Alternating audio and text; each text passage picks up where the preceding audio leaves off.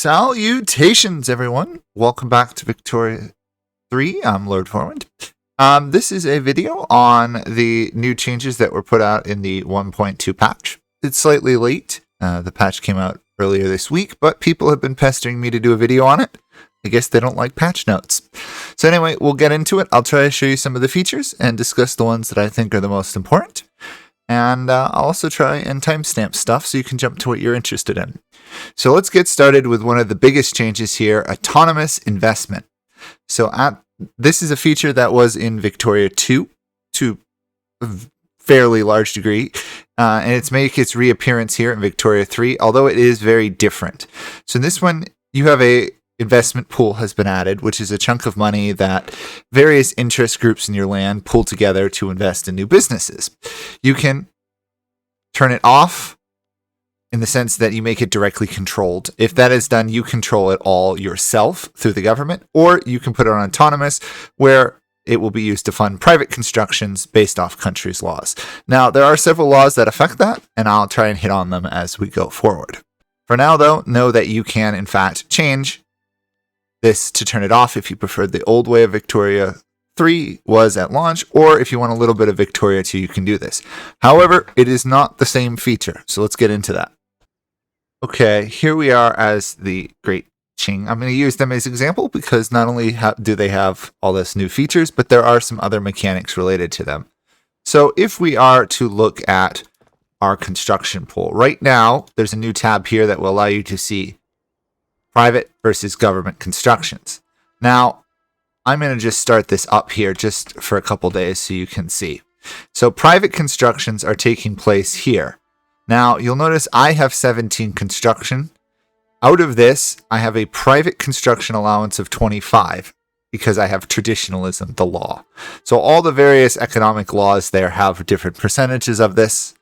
Some have less, some have more. Regardless here, they use the same pool of construction investments. So if I were to go here and start a construction, right? Now what this means is the government construction will use 12 and the private construction will use 4.2. So while there is some private construction, be aware it does come at the expense of stripping some of your government construction. And that, of course, depends on your laws. Now, why this can be good? Well, first off, it makes the AI's economies function better. Second off, it allows you to fund constructions that otherwise as a poor country you might not be able to, because now more interest groups invest money. Specifically, farmers and others have the ability to invest some money as well. Farmers and shopkeepers, to be specific. I just double checked the patch notes. And that makes it, that gives you a good pool of money, especially if you're a slightly more agrarian country like the Chinese or even a lot of the Asians in general, compared to the more manufacture-heavy Europeans. Now, that's just the first of those things, the 25%. So let's look at some of the other laws here. So a lot of countries, you start with traditionalism. It tells you right here what's going on. Your aristocrats, capitalists, and shopkeepers are going to invest and contribute to this investment pool at a lower rate.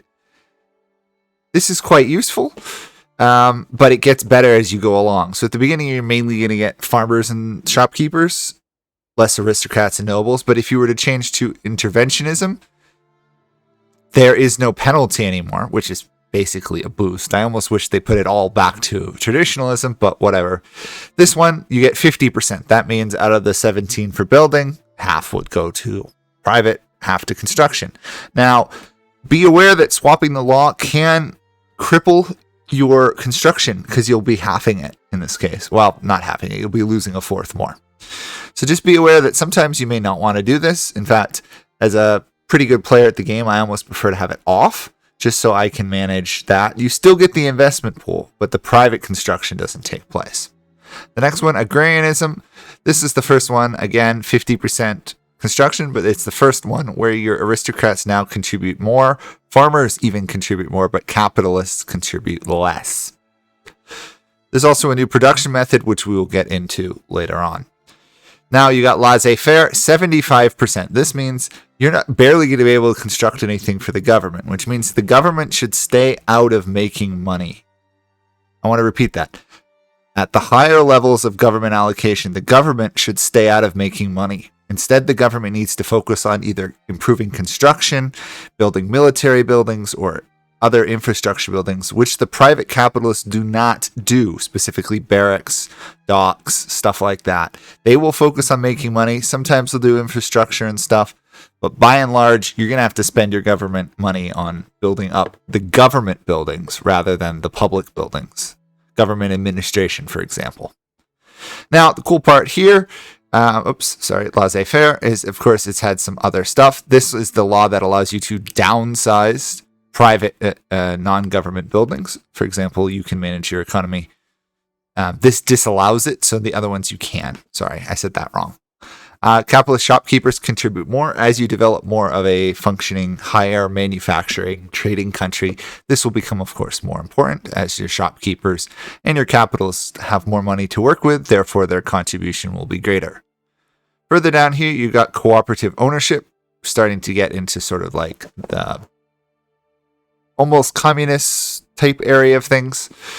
This one, of course, less private construction allocation here. So thankfully, you get more government run, and you also get, of course, your various new production methods and laws and stuff. You get the Council Republic, which is kind of cool, and we'll talk about briefly how the government have changed as well. And of course, you lose serfdom. Now, you also have command economy down here where you run everything. This is basically back to Victoria 3 at launch. However, the difference here is you get more authority. However, you lose access to the you disable the investment pool.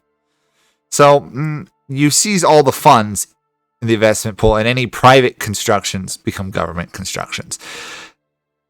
Yes, really the only benefit here is you gain the authority, or if you have a massive investment pool, I guess you're almost better off just disabling the private investment and staying with all government run if you want to play this way, rather than going through all the effort of changing into this.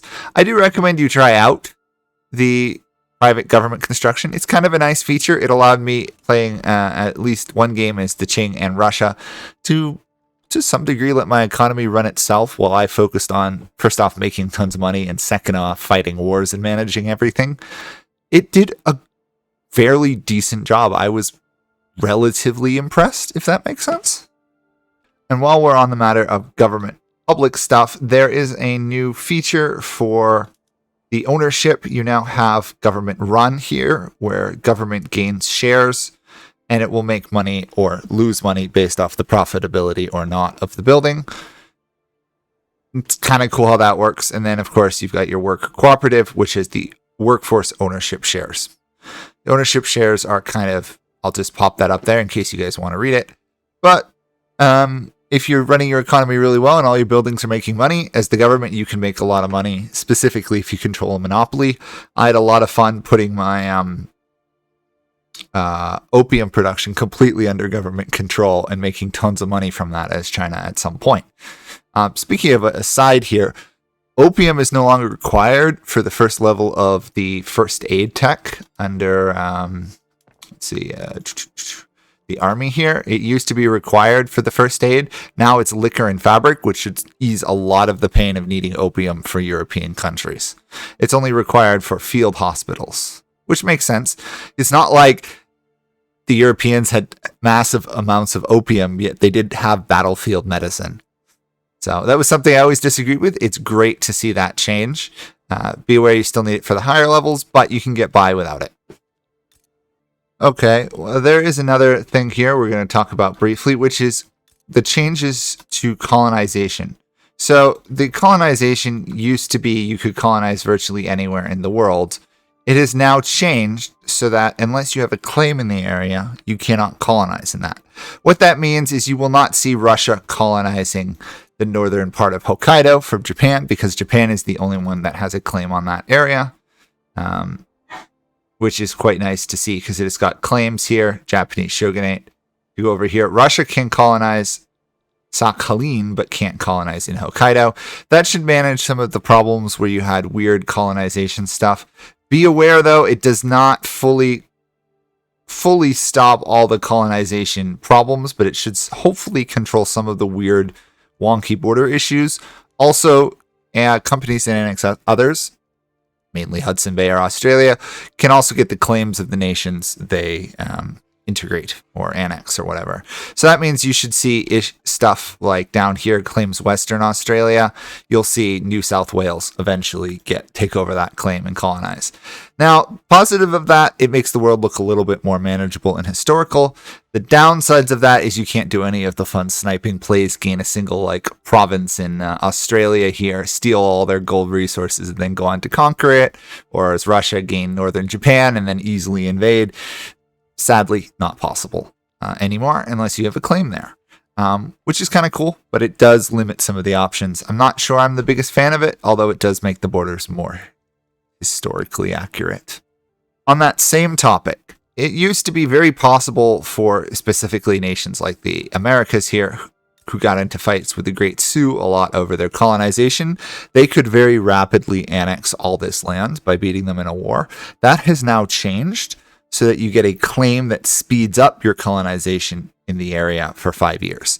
What that means is you'll see slightly slower colonization.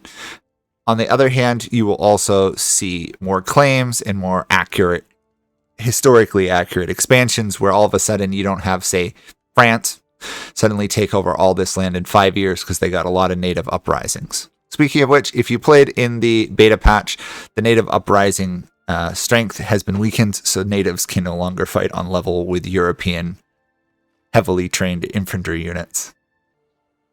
Also, there has been changes to the way the game calculates its GDP. So you will get stuff where the GDP before was mainly weighted towards production, and you could very rapidly get the highest GDP in the world by building things. They have now altered that to subtract the cost of the input of goods, which is much more accurate to how you do it in real life. Being into business and economy, I know this fact. It's not perfect, but it's better than it was.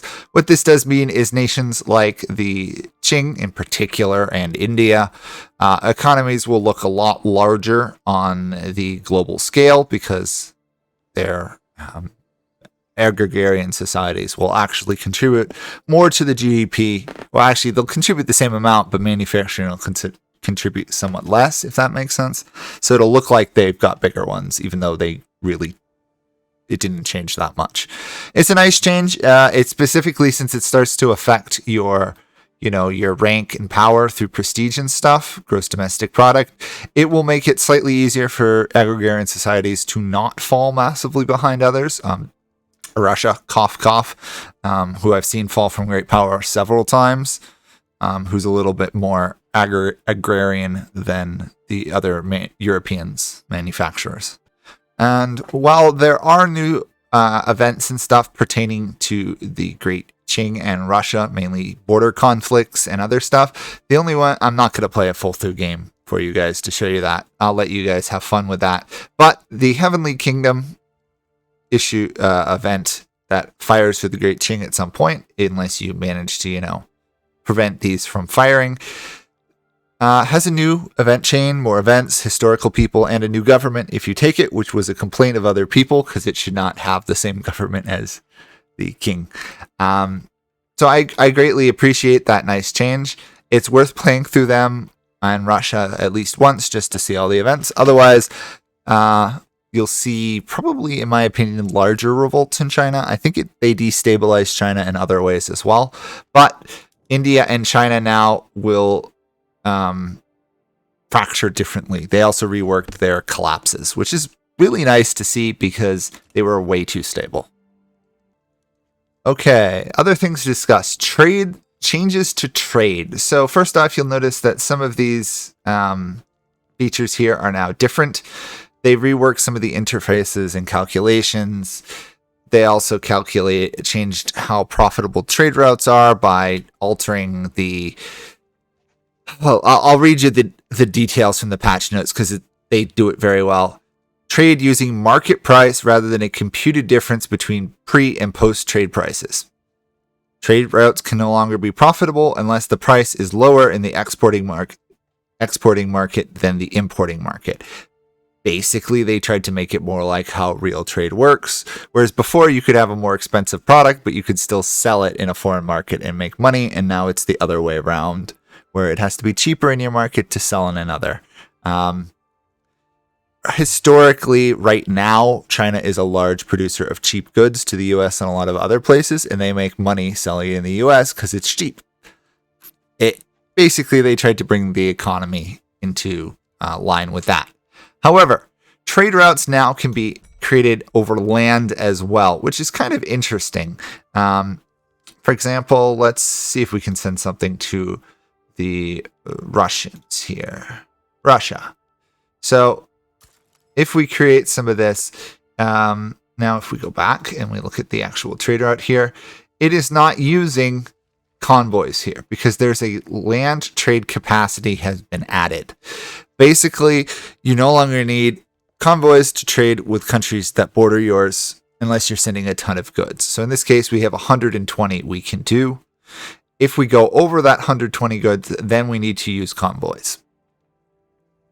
What that means is small nations like the Dutch, Belgian, even Luxembourg won't have as much trouble trading with their neighbors because they have a land route capacity. It's a very nice change and one I greatly agreed with because it never made sense why I needed ships to trade between two countries that had land routes. On the other hand, they also reworked that convoys in particular will give trade route competitive bonuses if you don't use all of them. So if you got some surplus, it's actually a good thing now. Oops, I didn't mean to do that.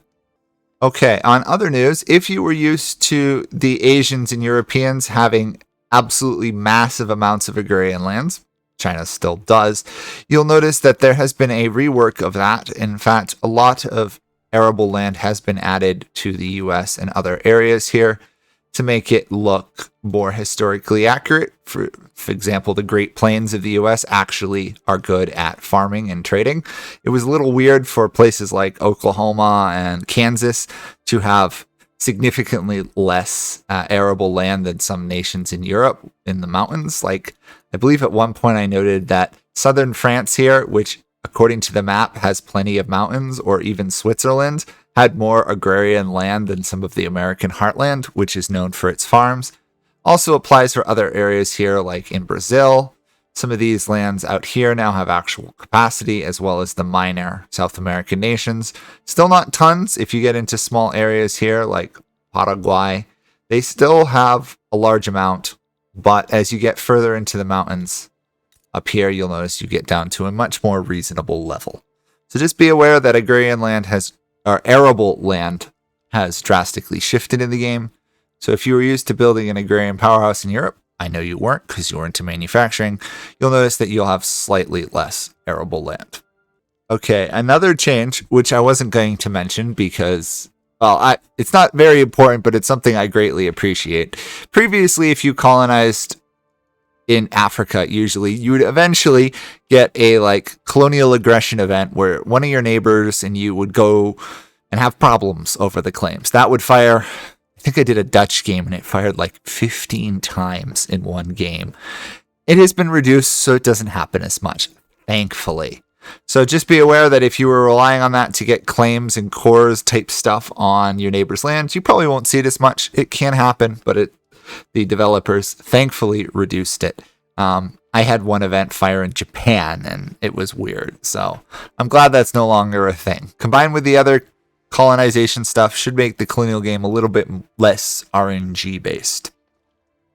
Okay, we're going to jump over here to Great Britain because we're going to talk about war changes. And thankfully, there are quite a few war changes. So I'm going to process forward here until William dies here and we get Victoria on the throne, and then we can go to war with the Ming. So I will be right back. Okay, we've got the Opium Wars. So let's pick a fight with the Chinese here. Oh, come on. I always forget what these stuff is. So, yeah, we'll just do a treaty port historically. We have no we'll go for Beijing. So we're going to obviously start this war here. Hopefully they don't back down. If they do, we'll see how this goes. But they have now changed generals and stuff so that you can actually set objectives in the war, and they will attempt to follow them, as well as control some of the focus they go to, I guess, if that makes sense. It's still not perfect, but the war system has, I would say, greatly improved, which is a nice change. Let me just make sure I can actually fight the Chinese at the moment. Yes, okay. Please don't give up. Don't make me reshoot this whole part of this video. They didn't. Okay, awesome. So let's get this war going, and then we can hopefully order some objectives. So, naval invasion of Beijing. We'll send that guy there. So now that we actually send them in, we can set some objectives for them. Oh, whatever. I don't really care about so much just going on. Also, new pop down here for the input goods shortage. It's a nice change for newer players. I greatly agree for that one. I don't know why we're enacting cultural exclusion. The game started doing that on my own. Let's see. Where is our invasion force? Oh, currently crushing them.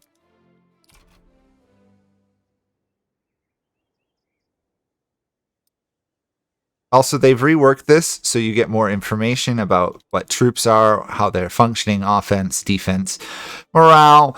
They also had it so that if battles last a while, the terrain and the battle conditions, their maneuvers will change. So you can have tides turns in battles. They've reallocated what troops that are pulled to battles versus commanders. By and large, offensive commanders will command offense, defense on defense, stuff like that. If you win a front, your generals don't immediately pack up and go home. They will either reassign to a nearby front or they will stick around for a little while. It's a great change. It's still not perfect, but it's better than it was. Okay, so now we have all of this here. So we have these options here: advance, front, defend, but standby. But we have ways to set objectives.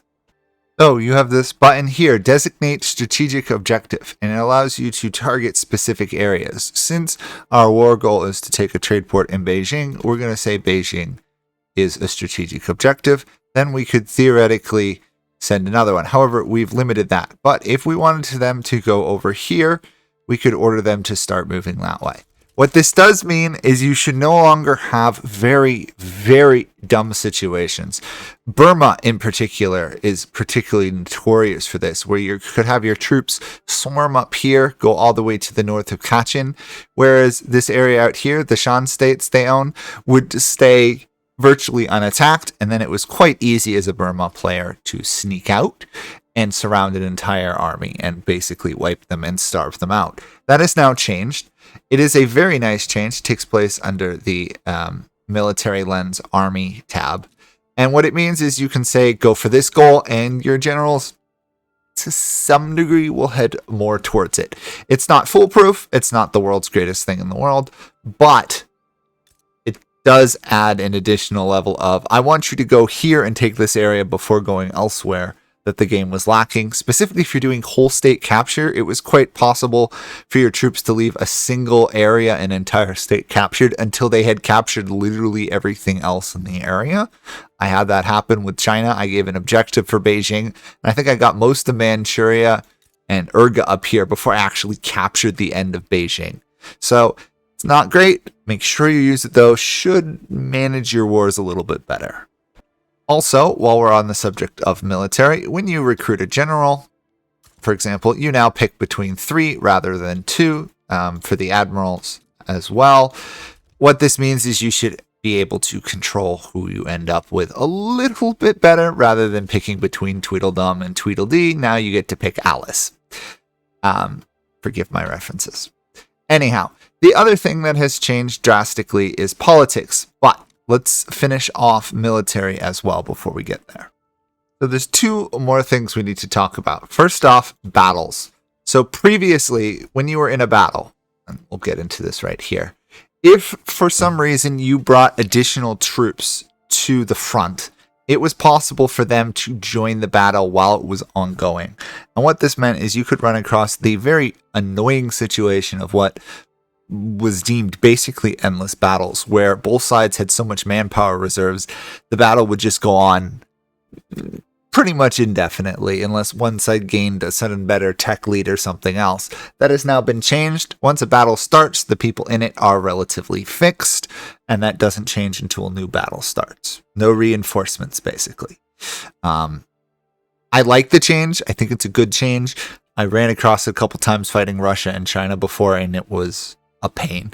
It is a very nice one. Another change is you previously, if you were doing diplomatic plays, there was annex subject.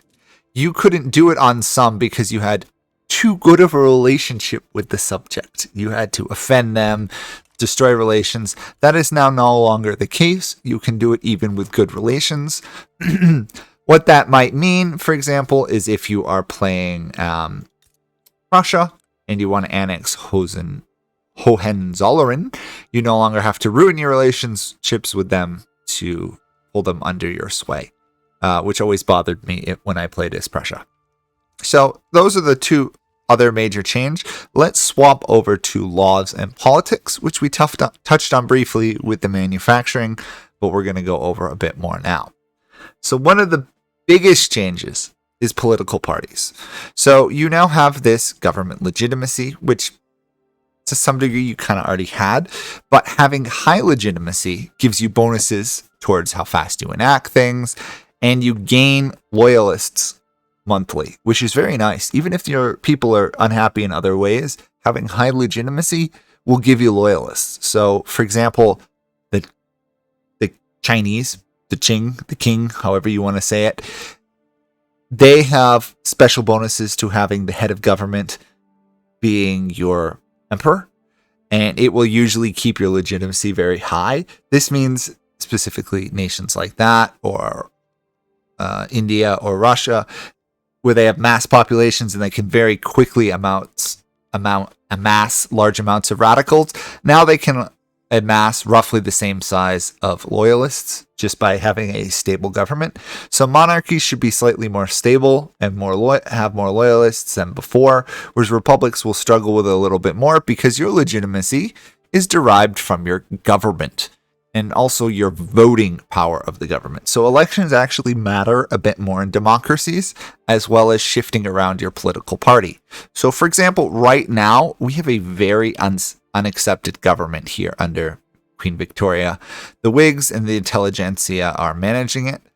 Also, be aware that the head of the party is now the person that kind of manages the ideology. You hopefully will never see combinations of like the intelligentsia and the church, who disagree on fundamental issues in many cases in this game, being in the same party. So parties should be more ideologically unified or less, and they will shift around. Various parties will rise and fall at decent rates. But if you click on Reform Government here, it will tell you who you should put into power to have the level of legitimacy. Now, be aware that you may want to have parties in your government that lower your legitimacy so that you can, in fact, work on laws. If you're trying to reform your government, most of the Asian ones, I'll use China and Japan as the example, you have problems with your landholders and stuff. Even once you get political parties there, they're still going to be in your government a lot of time and resist change. You may have to go with a lower legitimacy government, add in your intelligentsia and stuff, just to be able to pass laws. So don't neglect that. On the other hand, managing them like that will give this, in this case, the opposition group will lose 1 approval, but it's better than the -2 approval, 50% enactment time, plus radicals, and a monthly gain of radicals. I'd much rather be more stable. On the other hand, I could also do a combination like that, which is a little bit less based off the armed forces, or if I want to pass military laws, I could swap them around. This is a very nice one, so you don't have to kind of go through and figure it all out. Be aware that if you add too many people, you end up with ideological penalty, and all their differences will make things more painful. So overall, it's a rework of the politics. You actually have to pay attention to it a little bit more, manage your interest groups, because they will no longer all of a sudden join one party, which never made sense. So hopefully it's a lovely change. In general, it will allow you to have to play with this legitimacy meter a little bit more.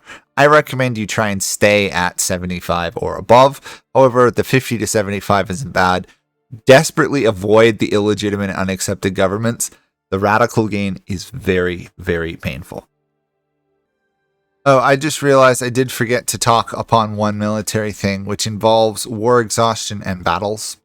So, for example, previously war exhaustion tended to depend on your population and stuff. Now it's been altered towards the amount of casualties and stuff.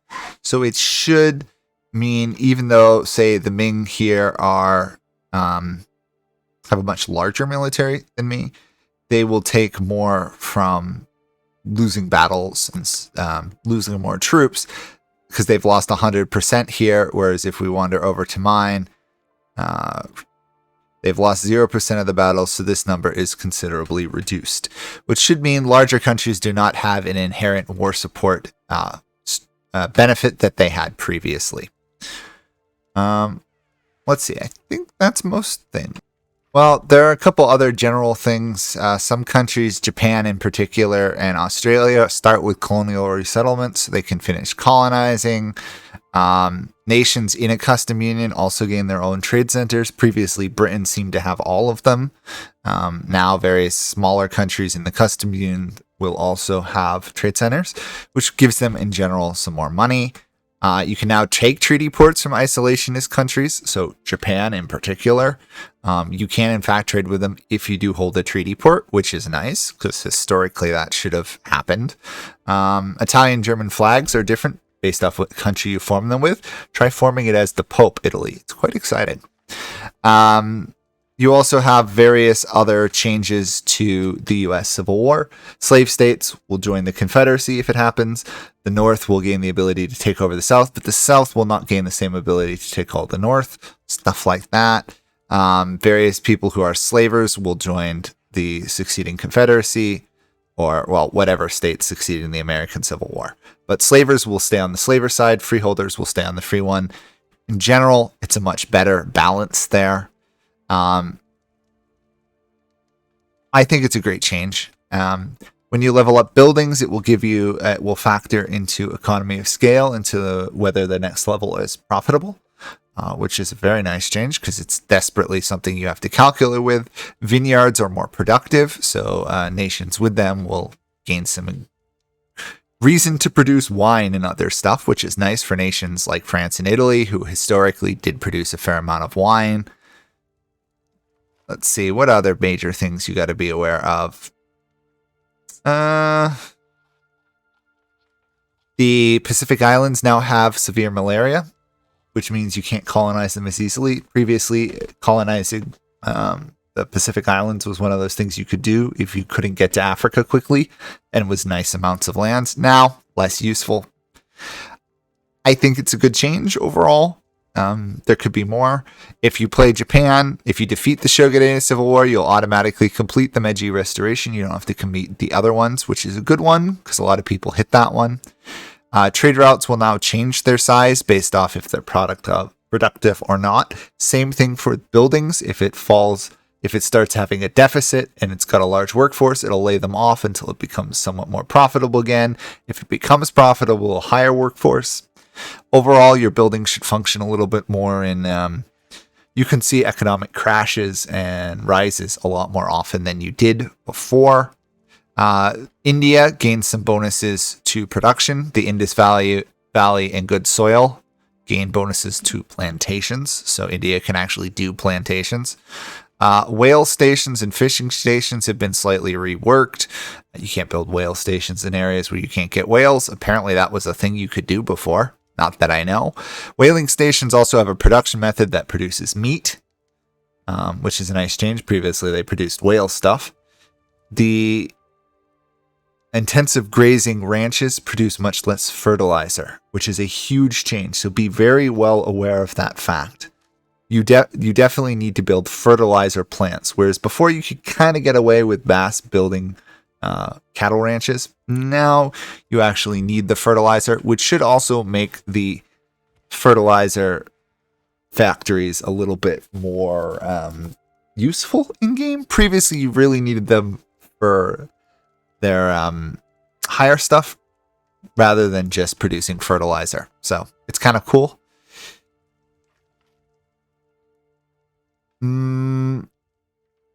Let's see, other crazy stuff. Your construction's arc welded construction is less efficient, so don't feel that you need to beeline it as hard as people were advocating before, where it was crazy efficient and you really wanted to. If your pops are below the standard of living, they will very rapidly become radical. That is a big change, so keep an eye on that. You don't want your economy to crash. You've got some other balanced start conditions, as they said, so countries don't start with negative weekly income. The biggest change I've seen was in the Dutch, who really, their economy hurt before. It's still not great. It's better than it was. It's okay. They also tweaked the amount of obligations for calling in countries in war so that you can do that more often with more maneuvers rather than 10 maneuvers rather than 20. So basically, more countries will join more wars. I wasn't the biggest fan of that, but okay. They also buffed the Ottomans' military and stuff so that they're a little bit less... they're less likely to die immediately to Egypt because Egypt now has a longer truce with them. There's been a whole couple reworks to Germany and Italy as well. Overall, I think it's pretty good. They actually integrated some mods and other tweaks and stuff, which is kind of cool. Thankfully, they're actually paying attention to it. The migrations in countries in the world have altered as well. Now they migrate by culture group and areas. Basically, you'll see more waves of immigration from the old world to the new world. America, of course, Brazil, Mexico being some of the biggest recipients of those.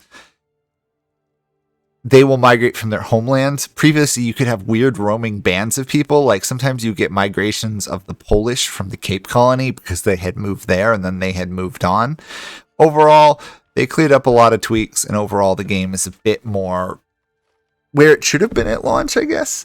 It's not that it was terrible at launch, but it did need a lot more work. And I think, by and large, they've got to it. The war changes with the strategic objective is huge, as well as the political parties and other various tweaks. But if you want to know more, go read the patch notes. I've tried to cover all the major ones, skipping a ton of stuff.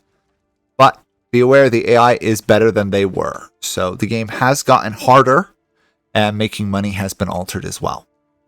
Hopefully this helps you. Sorry I didn't go into showing every single one of these changes. But I showed you some of the major ones, and hopefully you don't have to waste your time reading and testing out multiple nations to do a video on them like I did. Hopefully this helps you.